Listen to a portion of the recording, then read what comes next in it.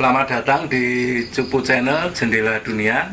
Kali ini kita akan ngobrol tentang Kawruh Wiseso Jati. Mbak Sulis. Ya, dalam hal keilmuan atau spiritual mengalami perkembangan atau penemuan baru yang mungkin yang tentunya akan sangat bermanfaat bagi kehidupan di masyarakat kita, membantu dalam hal spiritual maupun fisik, kesehatan dan sebagainya. Salah satunya adalah Kawruh Wiseso Jati yang akan kita bahas hari ini, yang nanti akan sebagai foundernya beliau Mas Agung sendiri nanti akan menjelaskan bagaimana awal mula penemuan dari Kawruh Wiseso Jati itu, ilhamnya dari mana, kemudian bagaimana perkembangannya, kemudian sampai sekarang kondisinya bagaimana. Mungkin sebaiknya kita dengar langsung dari penuturan beliau. Monggo Mas Agung. Baik, sebetulnya Kawruh Wiseso Jati itu dari perjalanan perenungan dan kesimpulan dalam perjalanan hidup saya. Jadi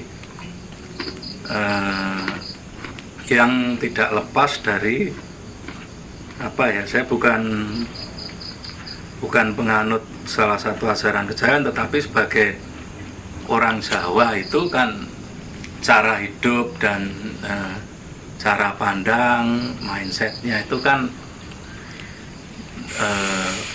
pasti dalam lingkungan itu. Kebetulan saya kan lahir dan besar di Solo, jadi ya tentunya sangat kental dengan budaya Jawa. Jadi seperti itu. Nah, itu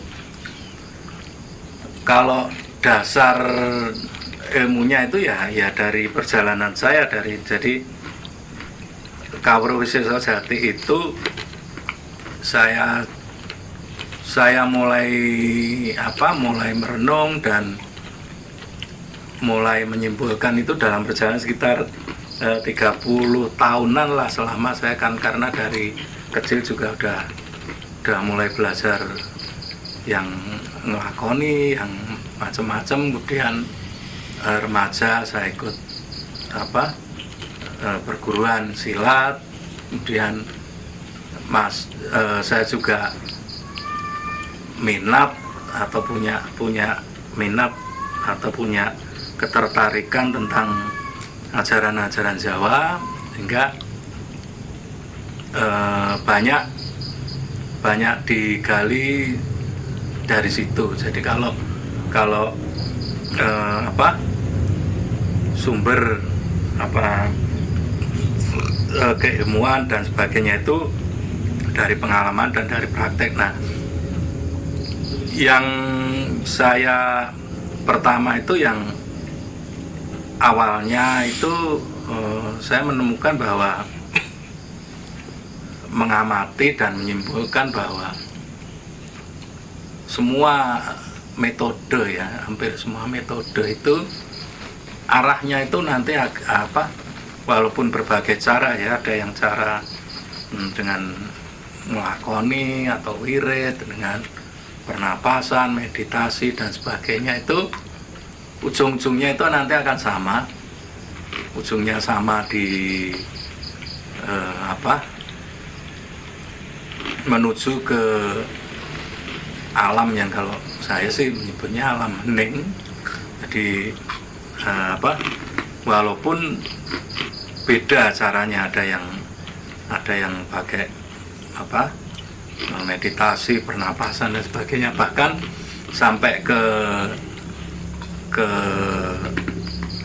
model barat pun yang dengan istilah-istilah yang modern, yang dianggap sekarang relevan, itu seperti energi dan sebagainya itu kan sampai ke itu tujuannya sama sebetulnya, kita mencapai ke titik kesadaran tertentu yang kalau orang Jawa nyebutnya itu alam hening, ada yang alam suwung, ada macam-macam. Nah kalau di keilmuan barat itu tingkat kesadaran yang subconscious dan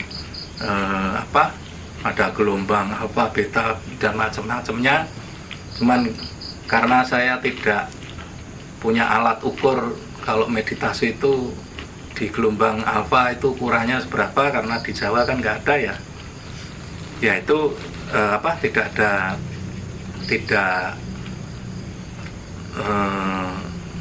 saya tidak mengarah ke situ, itu gelombang apa yang ini. Nah kemudian itu sudah saya jalankan dengan dulu basisnya Jawa, dan yang pertama kali itu saya agak kaget, agak shock itu ketika baca tentang buku karangan Maxwell ya, tentang ini judulnya psikosibernetik. Jadi tentang kemampuan otak manusia. Nah di situ saya mulai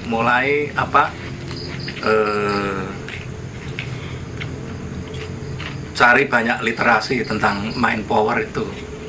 Nah itu kalau saya bandingkan, ini ngomong gini, ini teorinya seperti ini, loh kok di Jawa itu prakteknya ini sudah gitu. Ya ternyata ini ada kaitannya, korelasi ya. Jadi mungkin mereka tidak pakai ngelakoni, tidak pakai tirakat, tidak, istilahnya tidak seperti itu, tapi berupa itu dianggap kekuatan pikiran, kemampuan otak manusia seperti itu.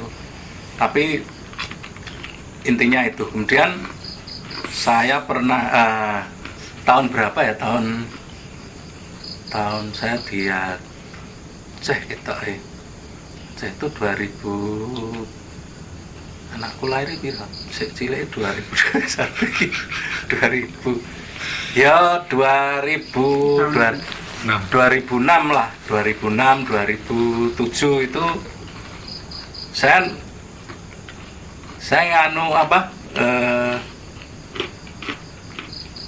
nonton film di The Secret itu tentang Law of Attraction. Nah di situ saya kok ini kok mirip dengan konsepnya dan anunya orang Jawa kan.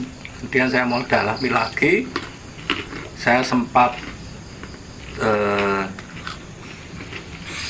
kaget juga ketika menemukan teori konsep yang sama dengan the law of attraction itu. Jadi kalau intinya kan sebetulnya itu ada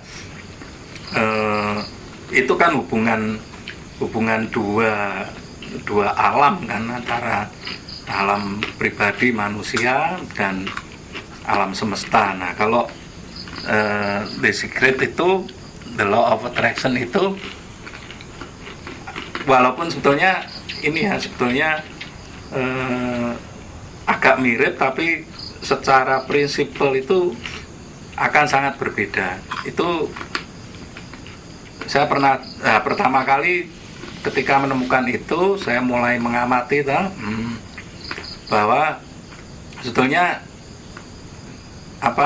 ini adalah hubungan antara mikrokosmos dan makrokosmos. Itu kalau bahasa asingnya. Nah kalau di Jawa itu kan jagat ageng dan jagat alit itu. Nah perbedaan sudut pandang ini yang akan sangat berbeda banget konsepnya dengan the law of attraction, meskipun dalam prakteknya mungkin ada kemiripan, tapi karena gini, kalau the law of attraction itu dan banyak yang di Indonesia itu kan berharap bahwa alam itu merespon. Nah, kemudian kalau di Indonesia itu ada istilah mestakung, semesta mendukung. Itu kan artinya bahwa seolah-olah manusia itu lebih kecil daripada alam. Nah, sementara saya lihat, saya baca konsepnya di Jawa itu bahwa melihatnya itu bukan secara fisik. Memang betul secara fisik kan manusia itu lebih kecil daripada alam. Tapi kalau konsep Jawa itu melihat dari hakikat dan kehendak. Ya, hakikatnya itu adalah ya kehendak. Jadi kalau manusia itu urip lungguh pribadi, sementara alam itu ya uripnya itu berjalan dengan takdir. Jadi meskipun besar itu bumi itu berotasi, iya gitu terus.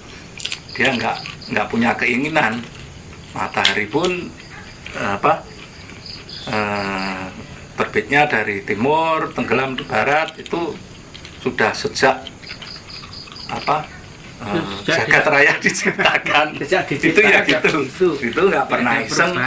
Sesuk leren saya apa prese apa besok terbit kemana, itu nggak. Cuma nah ini bedanya dengan manusia.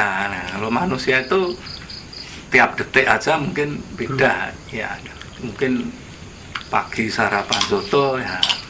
Kalau saya itu kan sarapan tuh ya enek sarapan nek soto ya soto, nanti makan saya enek sate ya ora apa-apa. Gitu. Jadi itu manusia. Nah, yang menarik itu yang tidak ada di konsep barat, the law of attraction, itu bahwa di konsep Jawa itu disebutkan bahwa sifat kedua alam ini antara jagat ageng dan jagat alit ini adalah wiseso winisesa wus. Jadi saling menguasai. Jadi saling kuasa menguasai ini sebetulnya jadi dua-duanya itu punya kekuatan, punya kecenderungan itu untuk kuasa menguasai. Jadi manusia itu cenderung dikuasai alam semesta itu ya pasti ya dengan rotasi matahari kan umur ya kan, itu kita dikendalikan, dikuasai oleh alam semesta. Kemudian mungkin kecenderungan lain, misalnya kalau situasi mungkin panas atau itu kita mau keluar rasanya kok kayak gitu, itu seperti itu. Nah, itu baru lihat fisiknya. Nah, ketika nanti kita ngomongnya tentang rasa, tentang gelombang dan energinya, itu nanti akan yang keluar seperti ini. Kalau kita sudah mulai ke spiritual kan ya itu tadi undangan-undangan palsu. Jadi seolah-olah dapat wisik, seolah-olah dapat dawuh, seolah-olah dapat ilham untuk begini, atau ketika lagi itu wah saya pengen ke sana. Nah itu sebetulnya ketika orang belajar supranatural atau spiritual, ketika sudah mulai bersinggungan dengan alam, karena kan mau nggak mau itu kan melatih rasa, paling tidak alam dirinya sendiri, itu seperti itu kan. Nah nanti terlihatnya itu seperti itu. Jadi pembuktian bahwa ada pembuktian tentang teori bahwa sifat wiseso winisesa wus itu penjelasan dan bukti-bukti secara nyata itu seperti itu. Kalau dulu kan, kalau istilah dulu kan kabotan ilmu kayak gitu kan. Nah itu, nah kalau zaman sekarang ya mungkin nggak bisa lepas dari HP itu kan, itu juga kita dikuasai gitu loh. Nah itu jadi konsepnya yang berbeda itu. Nah perbedaan lagi dengan the law of attraction itu, kita tidak berharap semesta mendukung, atau kita tidak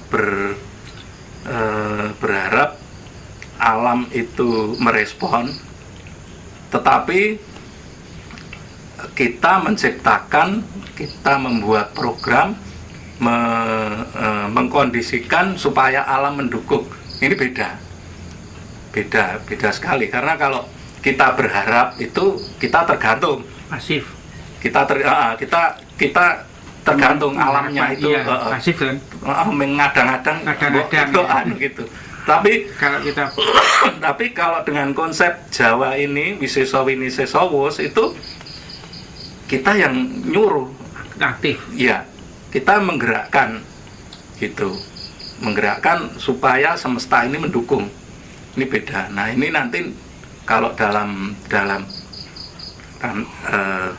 agama mungkin ya itu kan akan jadi beda, seolah-olah kita tidak berharap ke alamnya, tapi jadi intinya seperti itu. Jadi karena manusia itu urip lungguing pribadi, ya dia yang mengendalikan takdirnya sendiri, dia yang mengontrol apa yang akan terjadi. Nah ini beda dengan konsepnya. Nanti kan terus ditanya, kalau gitu apa koyok Gusti Allah, koyok Tuhan. Itu bukan seperti itu. Tuhan itu yang menciptakan sistem ini. Nah, Tuhan itu di atas sana. Nah kita cuman menjalankan, kita kan cuman ya kayak gini lah. Tuhan itu kan membuat hukum bahwa benda itu kalau di atas, kalau ini kan jatuh, ya kan, itu benda apapun kecuali burung kan ini ya. Nah itu pasti jatuh. Nah manusia itu cuman kan, kok benda jatuh, lalu terciptalah hukum gravitasi. Nah supaya nggak jatuh gimana? Nah itu kan harus dihitung. Itu untuk mengakali daya gravitasi, diciptakan model yang aerodinamis sehingga bisa terbang. Sama seperti itu Kawruh Wiseso Jati itu juga cuma hukumnya hukum Tuhan itu menciptakan aturan itu seperti ini. Saya bahwa di agama pun kan disebut berdoalah nanti akan dikabulkan, kan seperti itu. Artinya bahwa tidak bisa kita berubah nasib kecuali dari diri sendiri. Nah itu kan hukumnya seperti itu. Kita hanya mempelajari seperti itu. Jadi bukan berarti kita melebihi Tuhan, bukan. Tuhan yang menciptakan, dan juga dipercaya bahwa sehebat-hebat apapun kita melakukan itu juga tetap urusannya terkabul atau tidaknya itu kan tetap dari Tuhan. Cuman kan ya betul sih, tidak ada selembar daun pun yang jatuh tanpa izin Tuhan. Tapi kan tidak harus daun yang jatuh itu minta izin dulu, karena itu sudah diatur gitu loh. Jadi sudah diprogram bahwa kalau di atas itu pasti jatuh. Jadi ya semua memang atas izinnya, tapi bukan berarti harus minta izin dulu baru jatuh. Itu sudah dibuat hukum. Nah seperti itu. Kemudian saya pernah saya tulis tahun 2000-an berapa gitu di Kaskus, baru sepenggal itu terus menyebar kemana-mana, dan dengan berbagai versi dan pemahaman. Jadi ada yang menganggap itu kejawen, ada yang menganggap itu tasawuf, macam-macam gitu. Nah baru tahun ini sebetulnya sih saya sudah kalau masalah pembuktian teknik dan sebagainya itu sudah, karena itu kayak ya memang perjalanan hidup dari berbagai segmen, dari berbagai tahapan hidup saya itu saya buktikan, sehingga saya punya keyakinan seperti itu. Kemudian beberapa banyak juga sudah saya ajarkan, sehingga saya punya kesimpulan, oh ini seperti ini.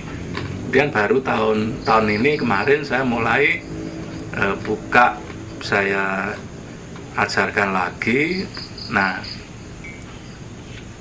cuma dalam beberapa ini sekarang kalau di grup WhatsApp itu ya antara 300-an naik turun kan. Ada yang cuma pengen tahu, ada yang coba-coba, ada yang butuh beneran tapi naik turun, ada yang tetap tinggal, itu sekitar di atas 200-an lah masih seperti itu. Dan yang terakhir itu sudah ada yang peserta itu karena kan kita fokusnya, kemarin saya putuskan fokus ke penyembuhan dulu. Nah itu sudah ada yang mampu melakukan penyembuhan, dan itu diakui juga di organisasi yang untuk meditasi dan motivasi seperti itu. Jadi ya seperti itu dengan teknik. Nah kalau teknik dan ilmunya memang itu dari penyempurnaan ya, jadi dari satu konsep tertentu dengan konsep yang lain, yaitu berdasarkan pengalaman saya saja, sehingga saya merumuskan satu teknik seperti ini. Kalau sekarang yang mulai dipakai itu yang buntu metes itu ternyata banyak sekali manfaatnya untuk orang-orang yang trauma, anxiety, kemudian punya sakit macam-macam seperti itu. Tapi sebetulnya masih banyak ini lagi sih. Saya kira untuk pembukaan seperti itu. Oh iya Mas, ini dari paparan Mas Agung tadi kan nggak tahu pemikiran saya yang salah atau gimana. Berarti kan dengan mengerti tentang, anggaplah aturan Tuhan itu disebut kodrat ya. Dengan mengerti kodrat itu akhirnya kita bisa mencari gimana toh ini baiknya, kalau kodratnya ini cara lebih baiknya gimana. Berarti kesimpulannya seperti itu ya, ajaran Wisujati ya. Jadi lebih mengerti tentang, jadi pengetahuan tentang kodrat Tuhan itu sendiri. Terus kemudian kayak yang tadi Mas Agung cerita tentang, memang secara kodratnya itu semua jatuh ke bawah, tapi kan ada pesawat tuh bisa terbang. Yeah. Nah, Wisujati itu ya kayak itu tadi ya, pesawat bisa terbang, bisa. Iya, jadi bahwa jadi tidak nyalai kodrat sebenarnya, tapi mengerti tentang kodrat itu sendiri akhirnya bisa. Betul, ya. Jadi memahami aturan itu, Makanya kan kalau saya menyebutnya, saya menerjemahkan istilah-istilah Jawa itu kan agak beda kan. Jadi contohnya misalnya manunggaling kawula Gusti, mungkin kalau dalam spiritual mungkin seolah-olah itu kan kok bersatunya manusia dengan Tuhan itu kan mungkin ada persepsi seperti itu, sehingga waktu itu saya sistit jenar di hukum pacul. Tapi sebetulnya kalau konsep manunggaling kawula Gusti itu dalam konsep Kawruh Wisesa Jati kan, Gusti itu tidak hanya sebutan untuk Tuhan. Gusti itu bisa untuk raja, artinya penguasa kan. Nah, ini kawula itu kan apa yang dikuasai. Nah, ini jadi konsepnya antara balik tadi wiseso winiseso wus. Jadi siapa yang menguasai? Jadi ketika manunggal, nah itu baru ada apa bisa kita tanamkan, kalau bahasa sekarangnya programming di situ supaya jalan. Jadi memang harus berinteraksi dulu manunggaling kawula Gusti tadi, bersatunya jagat ageng dan jagat alit. Nah, di situ nanti sudah tidak ada Gusti, tidak ada kawula, tidak ada yang diperintah, tidak ada yang memerintah. Nah, nanti perintahnya dari mana? Itu dari pikiran, jadi kendak. Jadi itu sama saja dengan manunggalnya cipta rasa karsa. Nah, itu. Jadi sebetulnya kenapa saya mengangkat tadi belum saya jelaskan itu kenapa saya mengangkat Kawruh Wiseso Jati ini, supaya bisa ada kita melihat budaya Jawa itu dalam sudut pandang yang lain. Jadi selama kan budaya Jawa itu kan dianggapnya klenik, terus kemudian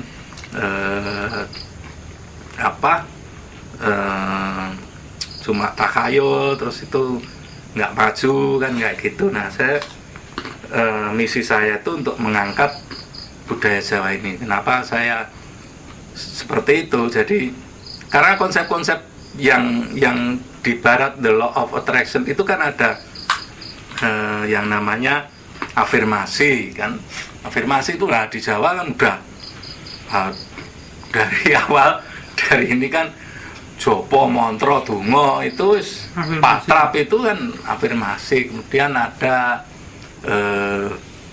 kalau di Barat, di the law of attraction itu harus ada visual kan. Kalau di Barat, di law of attraction itu cuma bikin foto atau afirmasi, ngomong gini kan, atau mungkin ya paling banter foto atau video. Nah, di Jawa ini lebih canggih. Di Jawa ini untuk visual itu multidimensi. Ini sebetulnya kita punya potensi itu lebih hebat. Ya, sebetulnya sih nggak perlu bilang lebih hebat. Maksud saya bilang lebih hebat itu bukan berarti kesombongan bahwa budaya kita itu lebih baik, enggak. Maksudnya kita itu punya yang memang benar-benar bahwa itu lebih komplit, lebih canggih dari Barat. Kita multidimensi loh untuk visual. Satu, macam-macam sekali. Satu, misalnya kita masukkan ke corak batik, Sido Mukti, Sido Luhur, kemudian macam-macam. Itu kan sebetulnya visual. Kalau itu kan doa. Nah, manusia Jawa itu paling sering berdoa. Berdoanya ya lewat macam-macam multidimensi. Dari corak itu aja itu macam-macam. Belum di makanan kasih kacang panjang, ben dawa susah, ben sabar, ben dawa umure. Itu kan visual, multidimensi, bukan hanya sekedar foto. Nah, bukan hanya sekedar gambar pengen mobil, enggak seperti itu. Apapun, makanan, bahkan perilaku pun seperti itu. Ini lebih canggih sebetulnya dibandingkan nenek moyang kita itu lebih canggih. Ya. Dan di film The Secret pun kan disebutkan bahwa hampir ada di setiap budaya bangsa. Nah seperti itu sebetulnya tujuan saya itu untuk mengangkat bahwa budaya Jawa itu seperti ini loh, bukan semata-mata itu klenik, takhayul, apalagi sesat, itu kan ngeri kan, bisa habis nanti. Padahal hal-hal yang seperti itu yang masih levelnya belum terlalu dalam pun itu sudah ngetren dan dianggap bagus di luar. Itu sebetulnya kan seperti itu. Jadi misi dan visi saya seperti itu, sehingga saya berharap nanti itu Kawruh Wisata Sejati itu bisa, makanya kenapa saya sebut, saya jelaskan juga di tulisan saya di Kaskus itu, kenapa saya memilih tulisan Kawruh, karena supaya tidak rancu dengan ngelmu. Kalau ngelmu itu nanti ya bukannya saya antipati, cuman kan misinya tadi kan ini loh, melihat dari sudut pandang yang beda, supaya nanti tidak rancu dengan ilmu itu yang ngelakoni, yang aji-aji, yang hubungannya dengan gaib, walaupun sebetulnya itu semua gaib, cuman kan nanti kacamata orang itu akan beda. Kalau kita yang sudah paham di situ, tadi saya sebut walaupun pakai ngelakoni, pakai ini kan tetap sama, cuman pandangan orang, karena saya ingin mengangkat budaya itu dalam sudut pandang yang beda. Nah, saya harus bikin tampilan yang beda. Makanya saya sebut Kawruh itu apa? Kawruh itu kan pengetahuan. Nah, jadi sesuatu yang dipelajari supaya tidak tercampur tidak rancu pandangan orang, perspektif orang itu seperti itu. Itu kira-kiranya. Saya tanya ini ya Mas Agung ya. Tadi kan disebut Kawruh itu berarti kan istilahnya sebuah pengetahuan ya. Yeah. Atau mungkin bisa dibilang sudut pandang gitu. Iya. Yeah. Cuma pada prakteknya itu ya saya yang jenengan lakoni itu ada patrapnya atau enggak? Misalnya entah itu sebagai pembukaan itu mantra atau sikap tertentu, itu sebagai prakteknya loh. Yeah. Aplikasinya itu seperti apa Mas? Yeah. Kalau kebanyakan memang sebetulnya sih ke main power sih ya. Yeah. Sebetulnya lebih banyak ke konsentrasi, karena kan nah ini saya agak beda sih pandangan tentang afirmasi itu lebih banyak hanya di kerongkongan, hanya ketika kita ngomong ya. Kalau Kang Tono mungkin nggak bisa connect tanpa rasa ya kan. Jadi kalau di Kawruh Wisata Sejati itu tidak terlalu banyak di afirmasi, tidak itu, karena kan konsepnya adalah cipta rasa karsa. Nah tergantung itu kan. Ciptonya itu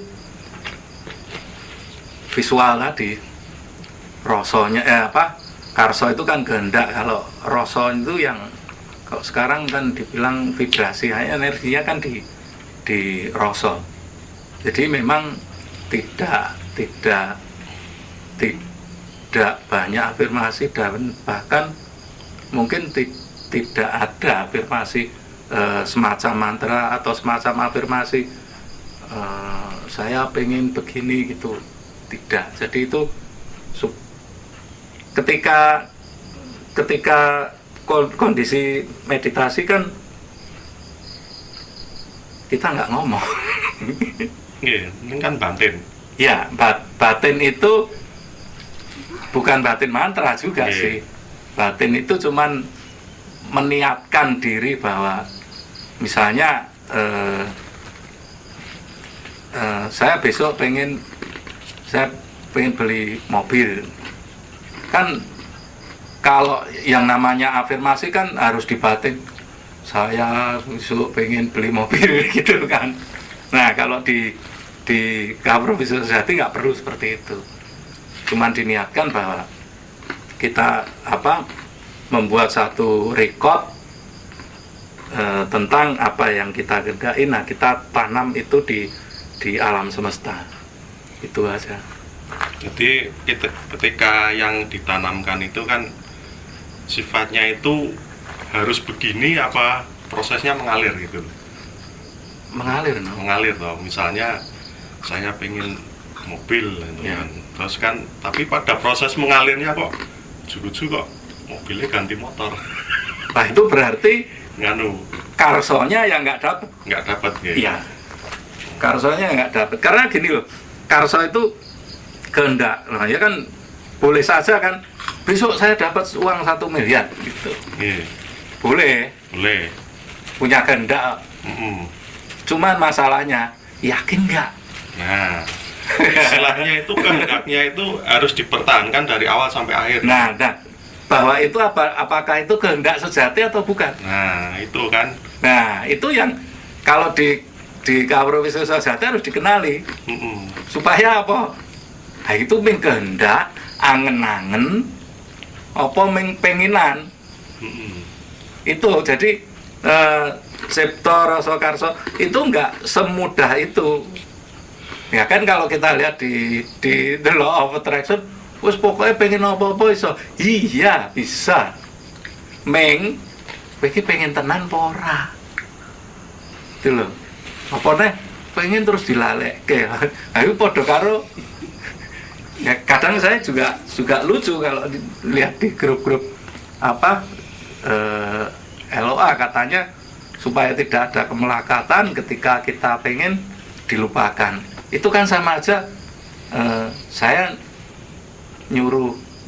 minta Kang Tono tolong tukokno gado-gado gitu toh. Iya. Nah itu kan saya kayak pengen gado-gado toh. Wah Kang Tono udah beli, balik lagi terus ini gado-gado nih saya udah lupa gitu. Apa ranyel. Ya itu salah satu teknis sebenarnya dalam Law of Attraction kan. Saya kan pernah baca itu kan. Jadi misal saya pengen mobil itu nanti saya tulis gitu. Iya. Saya pengen mobil, tapi saya lupakan. Besok saya tulis lagi. Iya. Besok saya. Jadi cuma kan ini maksudnya kan mungkin ya biar istilahnya itu orang gandol terus pikiran gitu loh. Gitu. Iya. Iya. Makanya kan itu yang dipelajari kalau kita ngomongnya ke arah perwujudan kehendak, artinya kan law of attraction ya. Karena kan Kawruh Wisesa Jati sendiri bukan hanya tentang perwujudan kehendak, karena ada apa penyembuhan, ada macam-macam kan. Nah itu aja udah beda. Itu harus dipahami betul apakah sebuah keinginan itu sebuah kehendak itu benar-benar kehendak sejati atau cuma angen-angen atau obsesi atau apa. Jadi nah itu yang apa harus dikenal. Nah itu makanya kan filosofinya Kawruh Wisesa Jati itu kan pengendalian yang sejati. Nah itu bagaimana kita mengendalikan itu. Nah, untuk bisa mengendalikan kan itu harus kenal dulu. Nah jadi ya kenal termasuk rasa yang itu seperti apa, visual yang benar seperti apa, kehendak yang sejati itu seperti apa, itu kan harus dikenali. Ya nek apa saya pengen 1M, nah, saya sendiri nggak yakin gimana bisa terwujud gitu loh. Terus saya pengen besok dapat 1M ning pomone kelakon ya syukur, ora ya syukur, itu ya nggak akan terwujud gitu loh. Makanya kan ya tetap ada laku, ada seperti itu. Jadi itu sebenarnya bukan istilahnya bukan hal yang instan gitu. Soalnya kan kalau kita mengamati orang zaman now itu kan pengennya ada sebuah teknik dan itu bisa dipraktekkan walaupun bagi orang yang awam sekalipun gitu. Yeah. Nah, sekarang apakah Wisesa Jati akan seperti itu? Kalau sebetulnya kan dibilang bisa. Yeah. Cuman masalah instan dan tidak itu kan proses. Yeah. Nah balik lagi tadi bahwa kalau dia kehendaknya sendiri tidak yakin ya gimana bisa instan gitu loh. Tapi kalau memang orang itu punya kehendak benar dan perentek yang benar, ya itu bisa instan. Kalau saya sih menyebutnya bahwa kita tidak berharap karena kan kalau law of attraction itu seolah-olah kan berharap keajaiban loh itu. Cuma kita tidak berharap keajaiban. Mungkin datangnya itu bisa secara ajaib, tapi kita tidak berharap tentang keajaiban itu. Jadi kan gini, maksudnya kan kalau di agama, di budaya itu kan juga doa Tuhan itu pasti mengabulkan doa kita. Cuman Tuhan itu kan bukan ojek online yang mengirim permohonan itu datang. Kita cuman tengok-tengok datang itu kan enggak. Mungkin doa itu sudah dikabulkan, tapi arah kita enggak menuju ke sana, usaha kita enggak menuju ke sana, enggak ketemu. Bahkan mungkin sudah dikabulkan sebelum keinginan itu terjadi. Bisa jadi. Nah, kan seperti itu. Meng kita enggak ke sana. Nah, Power Visual Society itu kan belajar supaya diri kita itu menuju ke keinginan. Jadi bahwa visual itu sebetulnya mewujudkan keinginan itu seperti menggambar. Ketika kita yakin, maka gambar itu akan jelas. Ketika gambar itu jelas, kita akan semakin dekat dengan terwujudnya keinginan. Tapi ketika kita ragu, gambar itu akan buram. Nah, semakin buram kita akan jauh dari keinginan, dari apa yang kita harapkan. Nah, makanya perlu penyatuan Ciptoro Soekarso tadi supaya makin jelas, makin dekat dan akhirnya terwujud. Itu. Soalnya saya ada pengalaman kan, istilahnya ya entah ini apa namanya gitu kan. Waktu itu kan atapnya kan rusak gitu kan. Terus kan sendilalah kok saya kok ngangen-angen gini diganti warna biru api. Cuma itu kan sekilas gitu, cuma mungkin sehari atau 2 hari sudah itu lupa gitu kan. Suatu saat ada rezeki buat ganti atap itu, ganti gendeng itu pakai gendeng metal gitu kan. Itu kan waktu itu ibu pengennya hijau, ya udah hijau, saya manut kan ganti hijau. Dilalah kurang, tukangnya ngitung rodok nganu, kurang sak lembar gitu, selembar atau 2 lembar. Terus saya bilang ya udah sana beli lagi gitu kan. Wah, adanya biru mas, ya wes biru. Akhirnya sing biru iki ya monggo nambal kuwi. Dadi kelakon tuku biru raketang gorong lembar gitu. Terus plek karo angen-angen. Iya, makanya kenapa enggak ya itu. Karena apa? Wis diangen-angen. Itu kan Ciptoro Soekarso ini kan karena itu hal yang ringan kan nggak butuh yakin kewujud ya atau apa gitu kan nggak. Istilahnya itu kan sudah mantep toh. Nggak, maksudnya nganu cul gitu toh. Cul begitu saja setelah pengen gitu sudah saya lali lupa gitu. Nah, begitu dipasang gitu kok kurang terus anak-anak biru baru saya ingat. Oh ya biarnya aku pengen warna biru. Justru di situ makanya konsepnya Power Visual Society. Ketika cul itu kan sudah terwujud, sebetulnya Ciptoro Soekarso-nya itu kan sudah nyambung. Nah cul itu bukan hanya itu loh. Malin kundang dadi batu itu ya cul. Karena kelepasan, dadi batu tenan. Nah, nek ceritane Roro Jonggrang ya gitu. Tapi mbuh itu dongeng, mbuh itu nyoto, tapi bahwa konsep ketika terjadi bersatu itu cul itu jadi itu kan ada. Dasar pemikiran seperti itu. Nah kemudian dilalikan, dilupakan. Makanya kan terwujudnya ya nggak tahu kapan. Nah ketika kita itu tetap memelihara itu kan terwujudnya jadi akan lebih cepat. Gitu loh. Saya dulu laundry atau apa usaha saya gitu, seminggu langsung jadi. Nah bukan saya aja, ketika saya cari orang, oh iya benar gitu. Karena apa? Ya itu terus menerus kan corone ndonga itu. Nah, ada satu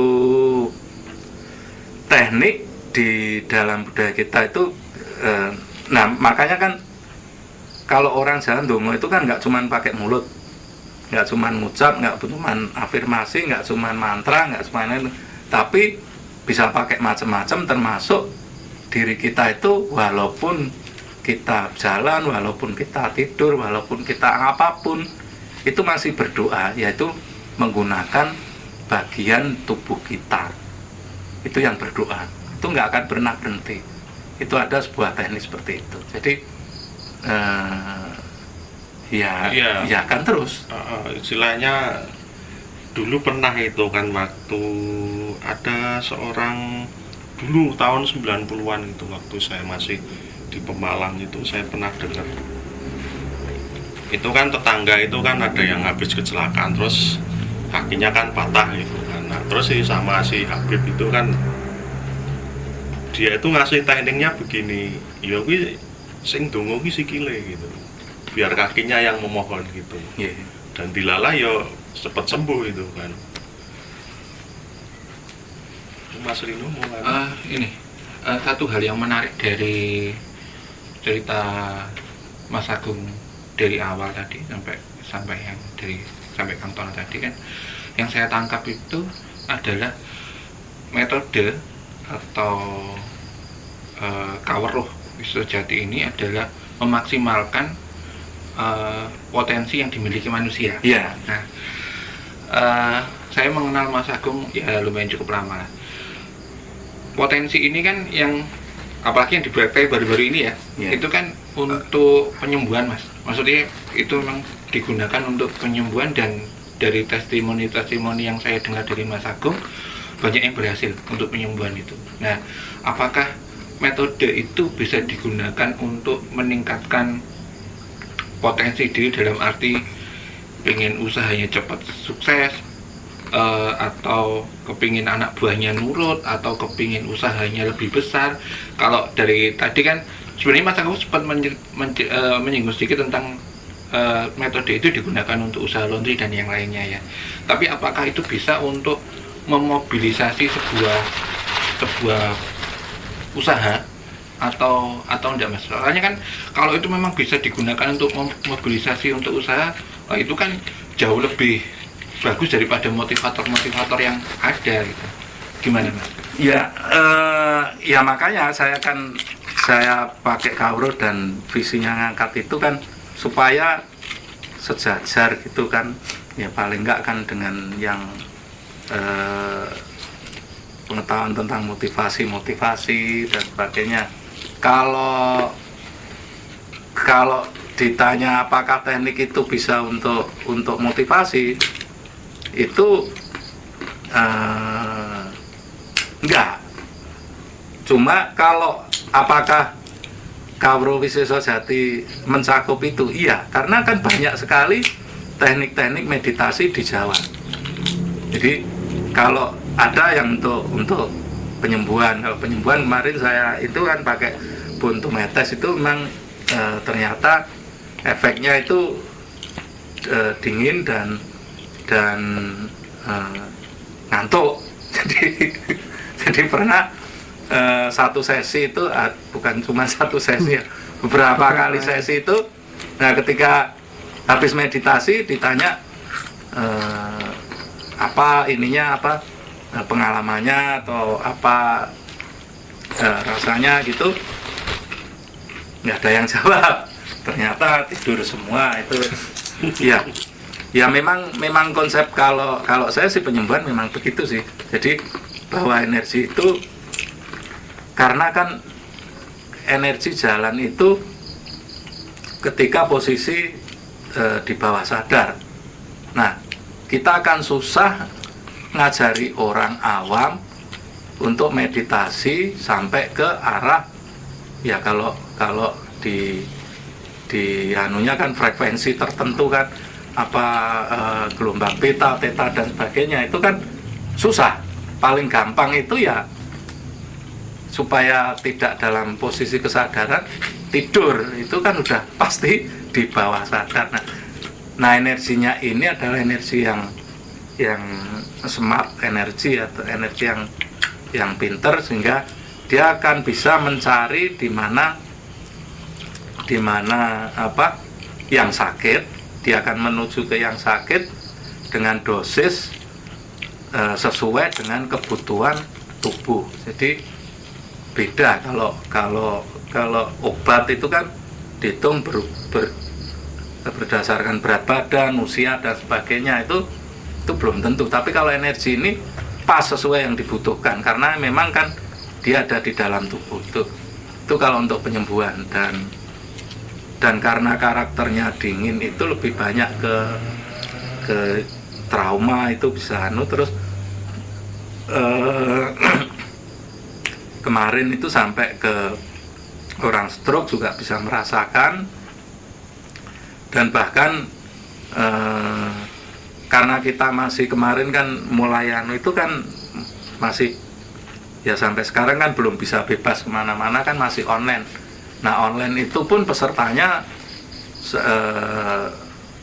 lintas daerah itu sampai saya di Jogja, ada yang di Papua, ada yang di Sumatera, ada yang di Aceh, kemudian bahkan sampai lintas negara. Itu ada Brunei, Malaysia tadi yang WA nanya Ake tadi orang Malaysia. Terus ada yang sampai Hong Kong, itu bisa merasakan. Kemudian itu, nah balik ke apakah untuk motivasi itu bisa ada ya. Kalau motivasi yang saya pakai teknik yang tadi visual tadi, untuk usaha, untuk keinginan itu visual, dari testi yang pernah ikut itu, dia ketika habis meditasi itu punya kerentek mewujudkan inginnya kehendaknya itu langsung sakwat, ada yang sakwat, ada yang ini. Jadi seperti itu, sehingga langsung kerja gawe tadi itu. Itu ada yang seperti itu, ada yang semangat kerjanya jadi meningkat. Itu nantinya akan arahnya ke situ. Jadi ada untuk motivasi, untuk teamwork, saya tidak menyebut teknik, tidak menyebut apa ya, bedanya dengan yang sekarang disebut hipno itu kan, kalau hipno itu kan sugesti. Jadi orang memberi sugesti itu dia akan dibawa ke bawah sadarnya, itu kan tidak sadar. Tapi dengan model semeti, model meditasi, itu kita ke alam bawah sadar, itu kan dalam kesadaran. Jadi kalau kita baca di Wedotomo tentang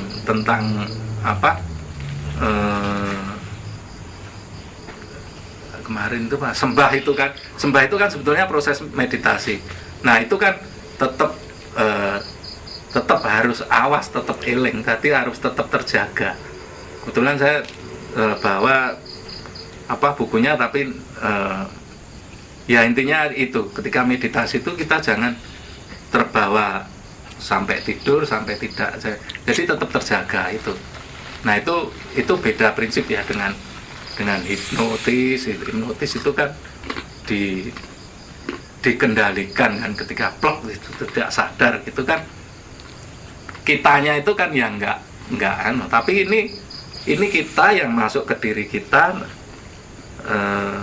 mengelola, mengendalikan diri kita. Itu kalau konsepnya Kawruh Wisesa Jati seperti itu. Berarti istilahnya perluasan manfaat untuk Kawruh Wisesa Jati ini sangat luas. Ya. Artinya gini, saya itu pernah dengar dari dari sosial media bahwa ada seorang artis yang menerima gangguan jiwa, dan dia akhirnya cari-cari di Indonesia nggak ada, akhirnya dia berobat ke Amerika, ke LA, ke Los Angeles. Kemudian dia menceritakan proses pengobatannya kayak gimana, akhirnya gangguan jiwanya itu dia bisa mengurangi obat untuk gangguan jiwanya itu. Dan dia sempat menceritakan beberapa tahapan metode yang dia lalui. Itu saya mikir gini, loh, gila, sama seperti metodenya Mas Agung gitu. Artinya kan sebenarnya mungkin si artis ini tidak mendapatkan informasi yang proper ya untuk hal ini. Maksudnya kan untuk Gawura Wisojati dia tidak mendapatkan informasi yang proper, sehingga dia kesulitan untuk mencari, akhirnya larinya ke luar negeri. Kenapa ke luar negeri? Mungkin karena di luar negeri cara penyebar luasannya metodenya lebih dengan iklan dan macam-macam. Jadi artinya banyak orang ngertinya di sana, padahal sebenarnya di sini juga ada mungkin. Maksudnya kalau mendengar dari paparan Mas Agung dari tadi kan sebenarnya itu bisa juga untuk healing orang-orang yang mengalami gangguan mental gitu, Iya. jiwa. Iya. Dari beberapa kalau buntu metes itu tadi kan hanya untuk yang gangguan anxiety, gangguan trauma yang ringan. Tapi kalau gangguan yang berat, nah ini sebetulnya saya tidak bisa sebut ininya ya, tapi karena kan saya juga nggak boleh dong nyeritain, itu kan kode etik, saya nggak bisa ceritain kondisi pasien seperti ini atau orang yang ini kan. Kalau itu trauma berat itu macam-macam kan, untuk menghilangkan trauma yang benar-benar berat, mungkin KDRT atau kekerasan dulu waktu kecil atau ketakutan apa, pokoknya yang benar-benar trauma orang itu bikin itu depresi, bikin itu ada satu teknik yang lebih dalam dari buntu metes itu, karena buntu metes itu sebenarnya kan hanya untuk penyakit medis yang metabolisme tubuh kan. Nah kalau trauma itu kita meditasinya meditasi tumimbal lahir. Sebetulnya itu konsep ruwat yang